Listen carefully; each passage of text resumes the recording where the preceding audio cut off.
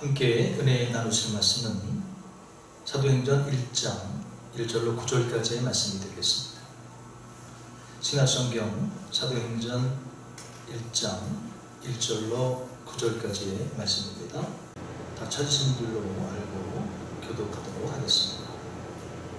데오빌로요, 내가 먼저 쓴 글에는 무릇 예수께서 행하시며 가르치시기를 시작하심부터 그가 택하신 성도들에게 성령으로 명하시고 승천하신 날까지 이를 기록하였노라. 그가 고난받으신 후에 또한 그들에게 확실한 많은 증거로 친히 살아계심을 나타내사 40일 동안 그들에게 보이시며 하나님 나라의 일을 말씀하시니라.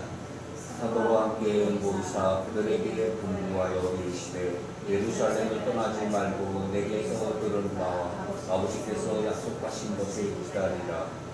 요한은 물로 세례를 베풀었으나 너희는 몇 날이 못되어 성령으로 세례를 받으리라 하셨느니라.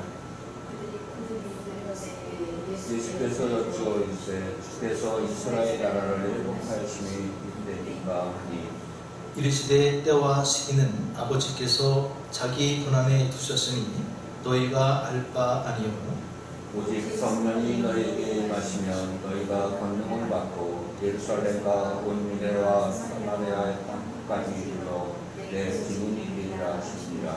함께 하십니다. 이 말씀을 마치시고 그들이 보는 데 올려져 가시니 구름이 그를 가려 보이지 않게 하더라. 아멘.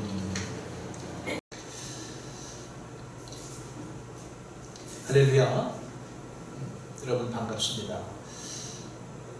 오늘은 교회력으로 봤을 때 주님께서 승천하신 기념주일입니다. 그리고 다음 주는 성령 강림주일입니다. 그래서 오늘은 예수님께서 승천하시면서 제자들에게 말씀하셨던 그런 본문을 통해서 은혜를 나누기를 원합니다. 오늘 말씀의 주제가 뭐죠? 네? 증인이 되리라. 네, 증인이 되리라. 저는 이제 지난 몇 주간 동안 기독교는 어떤 종교인가에 대해서 말씀을 드렸었습니다. 기독교는 하우의 종교가 아니라 와이의 종교라고 말씀드렸어요. 어떻게의 종교가 아니라 왜의 종교다. 하나님께서 어떻게 바다를 가르셨느냐를 묻는 종교가 아니라 왜 하나님께서 바다를 가르셨는가를 묻는 종교다. 그리고 역설의 종교다. 죽고자 하면 살고 살고자 하면 죽는 종교다. 그리고 체험의 종교다. 예수님을 체험한 사람들이 믿음을 가지게 되고 그 믿음으로 나아갔을 때 하나님께서 그들을 크게 쓰셨다. 그래서 기독교는 체험의 종교다라는 말씀을 지난 몇 주 동안 드렸습니다. 그리고 오늘은 또 한 가지 기독교는 증언의 종교다 라는 주제로 말씀을 나눌까 합니다. 무슨 종교예요? 기독교는 증언의 종교고 또 동시에 증인의 삶을 살게 하는 종교다. 할렐루야. 자, 증언이라는 것은요, 보고 들은 것을 보고 들은 그대로 말하고 전하는 것이 증언입니다. 그러면 기독교에서 말하는 증언이란 무엇일까요? 사도행전 4장 17절 이하에 보면 베드로와 요한이 성전 미문에 앉아있던 걷지 못하는 사람을 예수 그리스도의 이름으로 고칩니다. 그래서 그가 걷게 되고 뛰게 됩니다. 너무 기쁜 나머지 성전 안으로 들어가서 그 성 안으로 들어가서 뛰기도 하고 걷기도 하고 많은 사람들이 그 모습을 보면서 놀랐죠. 아니 저 사람은 분명히 오랫동안 걷지 못하는 그래서 성전 미문 앞에 앉아서 구걸하던 그 안성뱅이 아닌가. 근데 어떻게 된 거지? 어떻게 저 사람이 저렇게 뛸 수 있지? 어떻게 저렇게 걸을 수 있지? 놀란 겁니다. 궁금한 겁니다. 그런데 그 사람이 어디 앞에 가서 쓰는 거예요? 베드로와 요한 앞에 가서 사는 거예요. 그리고 사람들은 알게 되죠. 베드로와 요한이 저 안전뱅이를 고쳤구나. 그러니까 관심이 생기겠죠. 그러니까 많은 사람들이 베드로와 요한 앞에 몰려듭니다. 그리고 베드로와 요한은 이때다 하고 복음을 외치기 시작합니다. 예수님을 증언하기 시작합니다. 그랬더니 그날에 믿은 사람들이 하루에 남자만 5,000명이었더라. 수많은 사람들이 예수님을 믿고 예수님께 돌아오게 되는 거예요. 자, 그런데 이 많은 사람들이 예수님께 돌아오는 일을 가장 싫어했던 사람이 누굴까요? 예수님을 죽인 사람들이겠죠. 종교 지도자들. 자, 이들이 그냥 있을 리가 없죠. 그래서 베드로와 요한을 체포해 갑니다. 그리고 이들을 어떻게 할까 고민을 합니다. 죽일까? 물론 마음 먹으면 죽일 수도 있겠죠. 예수님도 죽인 사람들인데 뭐 베드로와 요한 죽이는 건 어려운 일이 아니었겠죠. 그런데 예나 지금이나 정치인들이 가장 두려워하는 것이 뭐예요? 여론이거든요. 지금 많은 사람들이 이 베드로와 요한이 안진병이 고친 기적을 행한 일을 봤어요. 그리고 그것이 예수님이 하신 일이라고 하는 증언하는 걸 듣고 많은 사람들이 예수님을 믿게 되었어요. 수많은 사람들이. 그랬는데 갑자기 이 두 사람을 죽이면 그 문제가 될 수도 있다. 이렇게 판단을 한 거예요. 그래서 모의 끝에 그냥 예수 전하지 못하게 겁 주고 내보내자. 이렇게 결정을 합니다. 그리고 겁을 주고 겁을 줍니다. 너희들 예수 전하면 성경에는 그냥 겁 주고 보냈다 이렇게만 기록되어 있고 어떻게 겁을 줬느냐는 안 나오지만 제 생각에는 뭐 죽이겠다고 그랬겠죠. 예수님까지 죽인 사람인데 뭐 또 한 번만 너희들 예수 증거하다가 잡히면 죽는다 뭐 이렇게 협박을 했겠죠. 그런데요, 이 두 제자는 알아요. 이 종교 지도자들의 말을 안 들었다가는 죽을 수도 있다는 걸 알아요. 그런데 이 두 제자가 어떠한 모습을 보입니까? 너무나도 담대하게 우리는 당신의 말들을 들을 수 없다. 그리고 그 앞에 당당하게 대답합니다. 자, 뭐라고 대답하는지 우리 사도행전 4장 17절 이하를 좀 찾아보려고 합니다.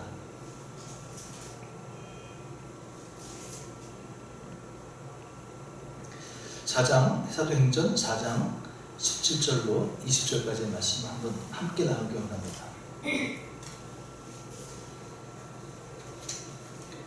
자, 찾으셨나요? 네. 제가 봉독해 드리겠습니다.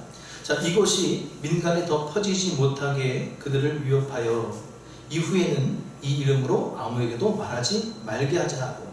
자, 예수님 복음을 말하는 것을 우리가 금지시키자 못하게 하자 이렇게 작당을 한 겁니다. 그들을 불러 경고하여, 여기서 그들은 베드로 요한이죠. 경고하여 도무지 예수 이름으로 말하지도 말고 가르치지도 말라 하니. 자, 이제 이 두 제자는 가서 예수를 전하면 이제 죽을 수 있다는 그런 상황에 놓인 거예요. 두려운 마음도 있었겠죠. 그런데 이들이 어떻게 대답합니까? 19절에 보니까 베드로와 요한이 대답하여 이르되 하나님 앞에서 너희의 말을 듣는 것이 하나님의 말씀을 듣는 것보다 옳은가? 어떻게 해라? 판단해봐라. 내가 하나님의 말씀을 듣는 것이 옳은지 너희들의 말을 듣는 것이 옳은지 어떤 것이 더 옳은지 너희가 한번 스스로 판단해봐라. 우리가 어떤 선택을 하는지 너희들이 알고 있지 않느냐? 다시 말씀드리면요, 우리는 너희들이 죽인다고 해도 우리는 어떻게 한다? 20절에 우리가 보고 들은 것을 말하지 아니할 수 없다. 우리가 목숨을 잃고 생명을 잃는다 할지라도 우리가 보고 우리가 들은 예수 그리스도에 대한 이야기, 복음에 대한 이야기를 전하지 않을 수 없다. 전하지 않겠다. 죽이려면 죽여라 하는 담대한 말씀이죠.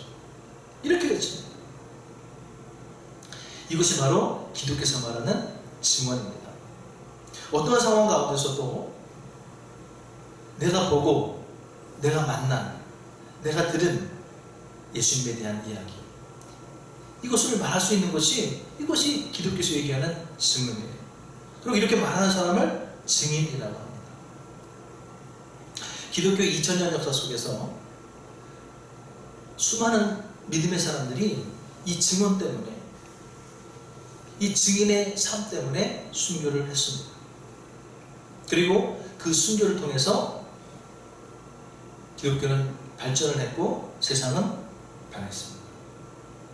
그 믿음의 사람들의 순교를 통해서 세상이 바뀌었습니다. 로마 박해 시대 때 수많은 순교자들이 있었어요. 예수 부인하면 살려줄게. 그 부인하지 않으면 어떻게 했어요? 경기장에 군들이 사자 던져주지 않습니까? 그리고 여기다 가둬놓고 첫째 가둬놓고 한 사람씩 불러내요. 그리고 저 앞에서 이 사람들이 믿음의 사람들이 다 보는 앞에서 잔인하게 죽이는 거예요. 그리고 얘기해요. 다음 사람 또 불러요. 예수 안 믿는다고 네로 황제 만세, 로마 황제 만세 한마디만 해. 예수 부인해. 그럼 집에 그냥 보내줄게. 죽어 앞에서 너무나도 비참하게 죽어가는 모습을 봤어요. 그럼에도 불구하고 수많은 사람들이 예수를 부인하지 않는 거예요. 그들이 체험한, 그들이 경험한, 그들이 보고 들은 그 예수를 부인하지 않는 거예요. 그래서 그들은 사자의 밥이 되고 고통 가운데 순교를 합니다. 그 순교의 피가 결국 AD 314년에 로마가 기독교를 국교로 받아들이는, 공인하는, 예수님을 인정하는 그런 역사가 일어납니다. 그들의 순교의 피가 세상을 바꾸는 거예요. 자, 이렇게 복음을 위해서 순교한 진정한 증인으로서의 삶을 살아갔던 그 원조는 사도 바울입니다. 자, 사도 바울이 이렇게 고백을 해요. 사도행전 20장 24절에 나의 달려갈 길과 주 예수께 받은 사명, 곧 하나님의 은혜의 복음을 증언하는 일에는 내 목숨조차 조금도 귀한 것으로 여기지 않노라라고 고백합니다. 뭐 하는 일이에요? 복음을 증언하는 일에 목숨조차도 아끼지 않겠다. 그렇게 고백을 해요. 그리고 수많은 고난을, 그 복음을 증언하는 일 때문에 수많은 고난을 당합니다. 자, 그가 어떠한 고난을 당하고 어떠한 대가를 치렀는지 고린도 후서 11장 24절로 27절에 기록되어 있습니다. 제가 공독해드리겠습니다. 내가 수고를 넘치도록 하고 옥에 갇히기도 더 많이 하고 매도 수없이 맞고 여러 번 죽을 뻔하였으니 유대인들에게 40에나 하나 강한 매를 5번 맞았으며 3번 태장으로 맞고 1번 돌로 맞고 3번 파손하고 일주일을 깊은 바다에서 지냈으며 여러 번 여행, 여기서 여행은 전도 여행이죠, 하면서 강의 위험과 강도의 위험과 동족의 위험, 그래서 동족의 위험은 같은 유대인들이 바울이 유대교에서 예수 믿는 종교로 이렇게 개종하지 않았습니까? 그랬더니 배신했다고 정통 유대인들이 바울을 죽이기 전에는 먹지도 않고 자지도 않겠다는 사람들이 40명씩 있었습니다. 이게 동족의 위험이에요. 저는 이 말씀을 읽으면서 생각을 해봤어요. 만약에 나를 죽이기 위해서 먹지도 않고 자지도 않겠다는 사람이 한 사람만 있다 그러면 내가 편히 살아갈 수 있을까? 잠은 편히 잘 수 있을까? 밥은 편히 먹을 수 있을까? 일상생활을 편히 할 수 있을까? 생각을 해봤더니요, 전혀 아니에요. 언제 어디서 나타나서 나를 죽일지 모르는데 잠을 편히 자겠습니까? 밥을 편히 먹겠습니까? 그런데 사도 바울은요, 그런 사람이 몇 명이었다고요? 40명이었어요. 얼마나 불안했겠습니까? 그렇게 여기서 얘기하는 거예요. 동족의 위험과 또 이방인의 위험과, 이방인은 당연히 이방인들의 편에 보면 사도 바울이 이방인이죠. 이방인이 들어와서 자기 나라에 믿는 신이 있는데 하나님이라고 하는 알지도 못하는 신, 예수님이라고 하는 알지도 못하는 신을 전하거든요. 그러니까 또 죽이려고 그러는 거예요. 이방인의 위험과 또 신의 위험과 광해의 위험과 바다의 위험과 거짓 형제들 중에 위험을 당하고 또 수고하며 애쓰고 여러 번 자지 못하고 줄이며 목마르고 여러 번 굶고 춥고 헐벗어노라. 사도 바울이요, 예수님의 복음을 증언하는 일 때문에 증인으로서 살기 위해서 이러한 엄청난 대가를 지불하는 거예요.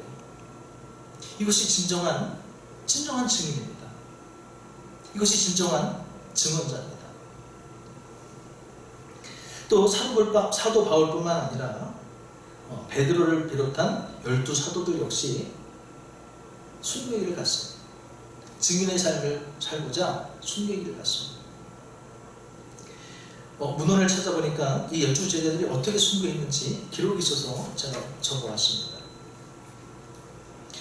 베드로는 로마에서 복음을 전하던 중에 순교했는데 자신 같은 존재가 감히 예수님과 같은 죽음을 당할 수 없다고 해서 자진해서 십자가에 거꾸로 매달려 처형되었습니다.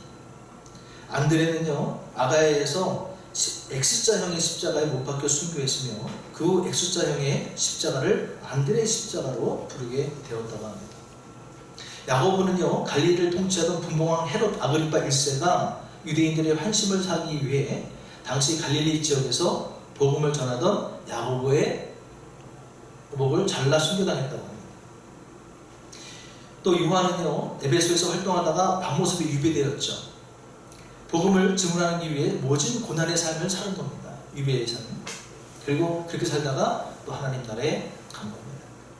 빌립은요, 북아시아에서 활동하다가 프리기아, 지금의 터키 소아시아에 속하는 그런 지역인데 프리기아에서 채찍질을 당하고 감옥에 갇힌 후에 AD 54년에 기둥에 매달려 순교당했다고 합니다. 바돌로메는요, 프르기아와 리카오니아 등지를 거쳐서 전하다가 산채로 이 살가죽이 벗겨진 후에 십자가에 못 박혀 머리가 둘로 쪼개져 순교당했다고 합니다. 도마는요, 파르티아, 현재 이란 북부 지방이라고 하는데 파르티아에서 전도하다가 인도 코르말데에서 창으로 몸이 관통되어 순교했다고 합니다. 마태는요, 태국 파티아와 에디오피아에서 복음을 전하다가 AD 60년경에 에디오피아에서 있는 나바다에서 민을창은 끝이 세 가닥으로 갈라진 도끼, 창, 갈고리를 하나로 묶어놓은 무기라고 하는데 여기에 처참하게 순교당했다고 합니다. 야고보는요, 알페오의 아들 야고보는 헤롯 아그리파가 유대의 통적으로 임명된 후에 그리스도인들에게 박해를 시작하던 때에 12사도들 중에 최초로 참수형을 당해서 순교했습니다. 다데오는요, 알페의 아들 야고보와 그 형제인 다데오는 아수르와 바데 페르시아에서 전도하다가 십자가형으로 순교했고요. 시몬은 아프리카 미우리타니아와 영국에서 복음을 전하다가 AD 74년경에 페르시아에서 거꾸로 매단 채 톱으로 몸을 잘려 순교당했다고 합니다. 마띠아는 가룟 유다 대신에 12사도 반열에 오른 마띠아는 터키 카파도기아에서 복음을 전하다가 돌을 매질을 당해서 순교했다고 합니다. 자, 이렇게 12제자들 역시 예수님의 복음을 증언하는 삶을 살다가 다 순교한 거예요. 그리고 그들의 순교를 통해서 어떻게 된 거예요? 세상을 변화시킨 겁니다. 세상을 바꾼 거예요. 로마가 그리스도인들을 그렇게 박해했던 그 로마가, 세계를 제패했던 그 로마가 자신들이 믿고 있던 그 태양신을 버리고 예수님을 영접하게 되는 것입니다. 세상을 바꾼 거예요. 그래서 기독교는 위테스, 증언의 종교다, 증인의 종교다라고 말씀을 드릴 수 있는 것입니다. 자, 오늘은 예수님 승천 기념주일입니다. 예수님은 우리가 증인되기를 원하십니다. 오늘 본문은 예수님께서 승천하시면서 제자들에게 마지막으로 남기신 말씀입니다.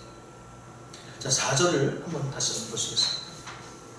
4절에 보시면 예수님 제자들에게 예루살렘을 떠나지 말고 내게서 들은 바 아버지께서 약속하신 것을 기다리라고 말씀하셨어요. 아버지께서 약속하신 것을 기다리라. 그리고 5절에 이어서 너희는 몇 날이 되어서 뭘 받는다? 성령 세례를 받는다. 그러니까 아버지께서 약속하신 것은 뭐라는 얘기예요? 성령이라는 얘기죠. 그리고 8절에 오직 너희에게 성령이 임하면 한 것까지 이르러 뭐가 된다? 내 증인이 되리라 라고 말씀하시는. 자, 성령이 임하면 내 증인이 된다는 말씀입니다. 근데 이것은 단순히 그냥 내 증인이 될 거야 이렇게 알려주시는 통보의 형식이 아니에요.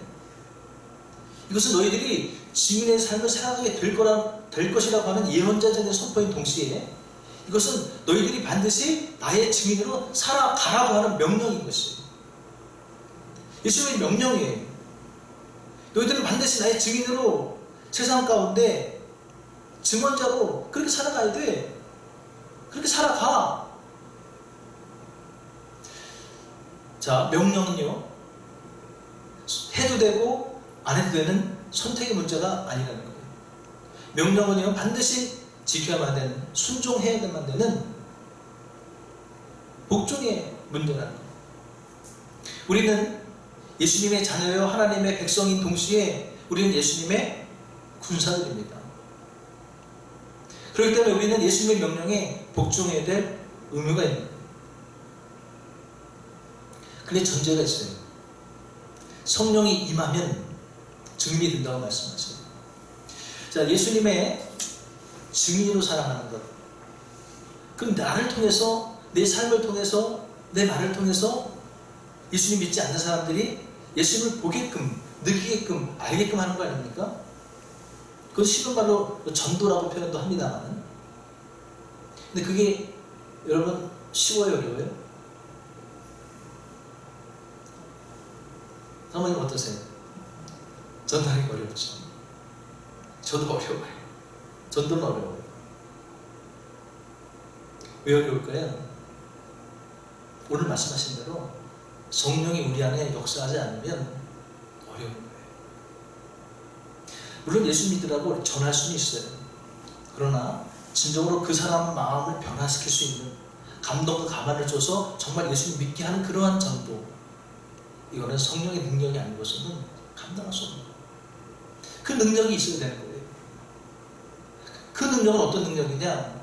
어떤 상황 가운데서도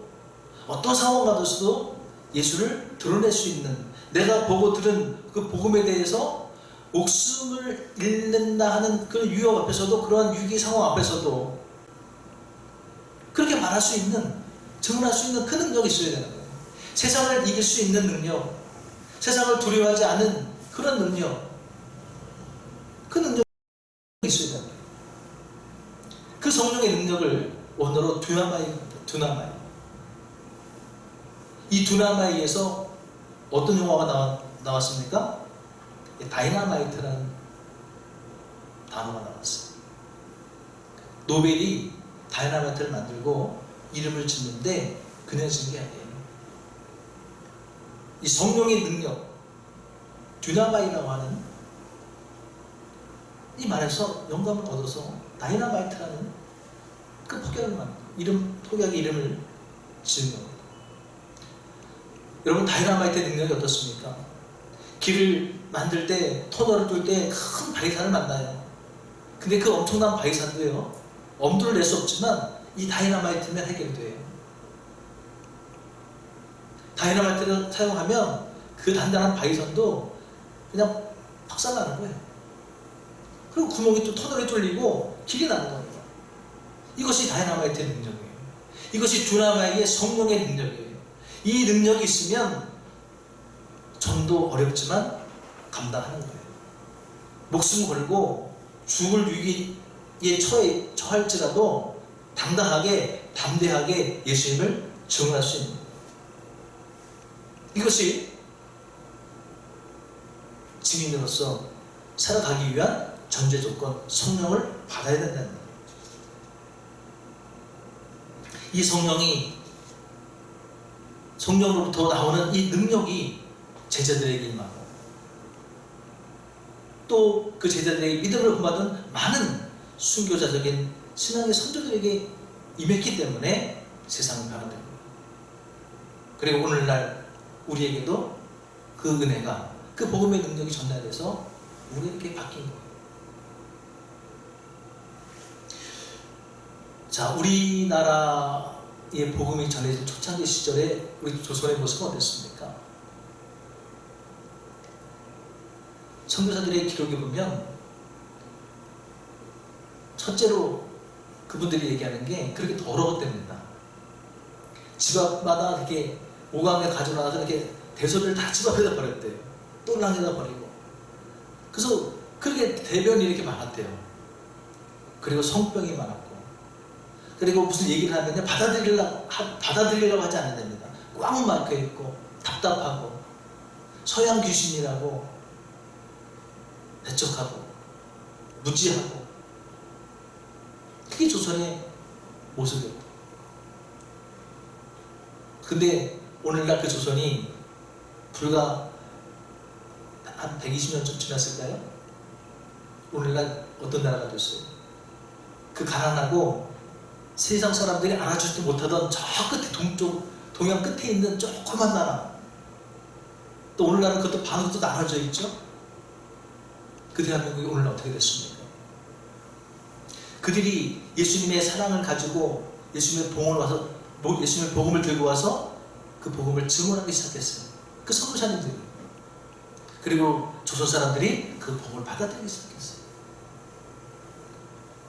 오늘날 어떻게 됐습니까? 세계 최고의 패권국가 미국 대통령이 찾아왔어요. 그리고 우리를 도와달라, 우리나라에 투자해달라. 세계가 그 뉴스를, 그 장면을 다 방영했습니다. 그리고 세계가 놀랐어요. 아니, 대한민국이라는 나라가 도대체 어떤 나라였길래 대통령이 취임하자마자 한 달도 안 됐는데 세계 최일의 패권국가 미국 대통령이 비행기 타고 날아가가지고 만나고 사업하는 삼성 찾아가가지고 LG 찾아가가지고 우리나라를 도와달라. 우리나라에 투자 좀 해달라. 세상에 대한민국이 어떤 나라예요? 우리나라가 엄청난 나라가 됐습니다. 제가 여러 나라를 다녀봤어요. 미국도 가봤고요, 일본도 가봤고요, 유럽은 못 가봤는데 뭐 미국 가고 일본 가고 그래도 잘 산다는 나라는 가보고 대표적인 나라는 간 거예요. 동양에서 그래도 경제적으로 제일 잘 산다고 하는 나라, 세계에서 가장 잘 살고 또 패권을 가진 나라. 그리고 동남아 쪽으로는 아주 많이 다녀봤어요. 아주 가난한 네팔이나 미얀마부터 시작해서 태국, 뭐 필리핀 다녀봤는데요. 제가 그 많은 나라를 다니면서 갈 때마다 깨닫는 게 뭐냐면 대한민국이 정말 잘 사는 나라구나, 정말 살기 좋은 나라구나, 정말 복받은 나라구나, 이걸 깨닫게 돼요. 물론 가난한 나라에 가서는 당연히 그렇게 느껴야 되겠죠. 그러나 저는 일본 가서도 그걸 깨달았어요. 일본은 나라가 잘 살지 모르지만 제가 후쿠시마도 가고 도쿄도 가고 다녀봤는데 사람들은 그렇게 잘 사는 것 같지가 않아요. 식당을 가면 우리나라는 식당에 가면 푸짐하게 나오지 않습니까? 이 사람들 반찬이 여과급씩 나와요. 그리고 반찬도 다 사 먹어야 되더라고요. 집을 가면 우리나라는 의리하게 살지 않습니까? 이렇게 보통 사람들도 아파트 하나씩 살잖아요. 그 사람들은 아파트 가봤는데 좁아요. 그리고 그 사람들이 그 좁은 데도 그래도 중산층이래요. 자전거 타고 다녀요. 동양에서 가장 잘 산다는 나라. 한때는 일본 경제가 세계 1위였을 때도 있었어요. 세계 달러는 다 일본이 갖고 있다고 말할 때도 있었어요. 그런 나라였음에도 불구하고 제가 한 10여 년 전에 다녀왔었는데 그래, 우리나라가 잘 사는 거예요. 그리고 한 3년 전에, 4년 전에 제가 미국을 다녀왔어요. 그리고 세계적인 유명한 도시 어디예요? 뉴욕에 있는 맨하튼? 거기 갔어요. 빌딩들이 대단해요. 멋있어요. 근데요, 멀리서 보면 멋있는데요, 뭐 다녀오신 분들은 아실 거예요. 거리를 다녀보면요, 별로예요. 우리나라가 깨끗해요. 이런 도로, 이런 아스팔트도 막 깨져 있어요. 지하철을 탔는데요, 지하철이 얼마나 좁고 우리나라 지하철은 넓어요. 뉴욕 지하철은 좁아요. 그리고 엄청 지저분해요. 막 먼지 쌓여 있고요, 막 녹슬어 있고 막 그래요. 오래돼서 그런지 모르지만 오래됐으면 관리도 해야 되는데 우리나라 전철은 얼마나 깨끗한지 몰라요. 넓고 막 촉촉하고 막 대리석 달려있고요. 미국엔 거지 뭐 있다는 얘기 들었는데 그 정도인 줄은 몰랐어요. 뉴욕에도 거지들이 많아요. 거기도 못 사는 동네 있고 잘 사는 동네가 있어요. 워싱턴도 가고 또 어딥니까? 하여튼 잘 사는 곳에 다녀봤는데, 자, 무슨 말씀을 드리려고 그래요? 그 가난했던 조선이 오늘날 어떻게 이렇게 축복된 나라가 됐냐는 거예요. 그 더러웠던, 그 답답하고 어둡고 무지했던 이 조선 사람들이 어떻게 세계 곳곳에 나가서 그렇게 인정받는 삼성이라고 하는 대기업, 세계적인 기업의 수장이 되고 말이죠. 미국 대통령이 날라와서 우리를 도와달라고 하는 그런 나라가 어떻게 될 수 있었냐는 거예요. 그것은 복음을 들고 이 나라에, 이 어둠의 나라, 이 가난한 나라에 찾아왔던 그 선교사들의 증언, 그것이 있었다는 거예요. 그것을 받아들였다는 거예요. 예수님을 믿기 시작했다는 거죠. 예수님께 기도하기 시작했다는 거예요. 오늘 예수님은 승천하시면서 제자들에게 마지막 말씀을 남기세요. 너희는 가서 뭐가 되라? 나의 증인이 되라. 성령 받기 위해서, 성령 받고 증인이 되라. 그리고 그 말을 들은 제자들이 뭐 하는 거예요? 예수님 올라가시고 나자마자 돌아와서 그들이 모이던 평상시에 모이던 숙소에 와서 전심으로 기도하는 거예요. 전심으로 기도하는 거예요. 그렇게 기도하다가 오순절날 성령이 임하는, 불의 혀같이 성령이 임하는 체험을 해요. 그리고 담대히 그 성령의 능력을 받고 오늘 너희들 예수 전하면 죽인다라고 하는 협박을 받았음에도 불구하고 내가 하나님의 말을 듣는 것이 옳은지 너희들의 말을 듣는 것이 옳은지 너희가 판단해봐라 말이지. 담대하게 외치는 거예요. 죽이려면 죽여라 말이지. 목숨을 초월하는, 상황을 초월하는, 현실을 초월하는 그러한 모습을 변화가 된다는 거예요. 그리고 12 사도들 모두 나가서 복음을 전하다가 순교했고 그들이 세상을 바꿨다는 말씀입니다. 예수님께서 제자들에게 그 말씀, 그 하신 말씀, 증인이 되어가신 그 말씀은 오늘날 우리에게도 똑같이 적용이 되는 줄 믿으시기 바랍니다. 증인으로 살아가는 말씀이에요. 그러기 위해서는 어떻게 해야 됩니까? 성령 받아야 된다는 얘기예요. 우리의 힘과 우리의 능력으로는 전도하기 힘들어요. 증인의 삶을 살기가 어렵습니다. 그러나 성령이 임하면, 두나미트, 다이나마이트 같은 성령이 임하면 그 두려움, 세상의 어둠의 권세들의 두려움, 사람에 대한 두려움 담대하게 외칠 수 있는 거예요. 다 이길 수 있는 거예요. 다이나마이트 같이 폭파시키면서 나아갈 수 있는 거죠. 그래서 우리는 마지막으로 무엇을 해야 됩니까? 그 능력을 받기 위해서, 그 성령을 받기 위해서 뭐 해야 돼요? 우리는 기도해야 된다는 거예요. 120문도가 모여서 전심으로 기도했던 것처럼, 그래서 성령을 받고 담대히 나가서, 그 전에 성령 받기 전에 제자들은요 숨어 있었어요. 잡히면 죽을까봐. 그러나 성령 받고 나니까 나가서 외치기 시작하죠. 3,000명, 5,000명이 죽게 돌아옵니다. 죽은 사람을 막 살려냅니다. 베드로 같은 경우에 앉은 뱅을 막 일으켜냅니다. 모쪼록 예수님 승천 기념주일인 오늘, 예수님께서 승천하시면서 마지막으로 제자들과 또 동시에 우리들에게 하신 이 말씀, 증인이 되라, 내 증인이 되라, 그 말씀을 깊이 새기시고 성령 받기 위해서 기도하셔서 성령의 능력 받고 증인의 삶을 살아가시는 저와 여러분 되시기를 주님의 이름으로 축원드립니다.